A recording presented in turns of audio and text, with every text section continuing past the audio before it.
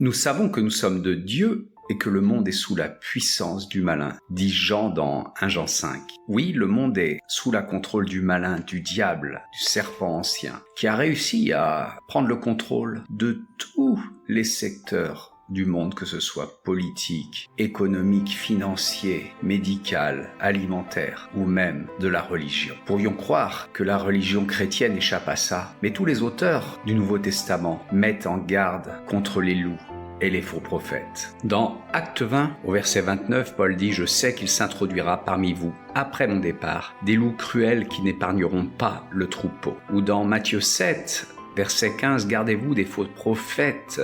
Ils viennent à vous en vêtements de brebis, mais en dedans, ce sont des loups ravisseurs. » Je ne vais pas citer tous les passages de la Bible, mais ces passages nous mettent en garde contre les loups, contre les faux prophètes, contre tous ceux qui viennent, mais non pas pour servir le royaume de Dieu, non pas pour servir le Seigneur, mais pour servir leur propre ventre, et souvent sans craindre la perte de ceux qu'ils attirent. Ce sont des loups ravisseurs, dit la parole, ce sont des faux prophètes, ce sont des faux docteurs. Et c'est pourquoi, une fois de plus, il est important de discerner et de développer ce discernement indispensable, de lire la parole, afin d'être capable de vérifier si ce que nous dit telle ou telle personne, tel homme de Dieu est une vraie parole qui vient du Seigneur, ou si c'est une parole de tromperie pour nous emmener avec lui sur le chemin de la perdition. C'est par la prière, par cette relation que nous pouvons développer avec Dieu et par la lecture de sa parole que nous allons développer le discernement nécessaire et ne pas tomber à la moindre occasion dans les pièges que nous tend le diable à travers ses hommes. Il est dit donc que le monde entier est sous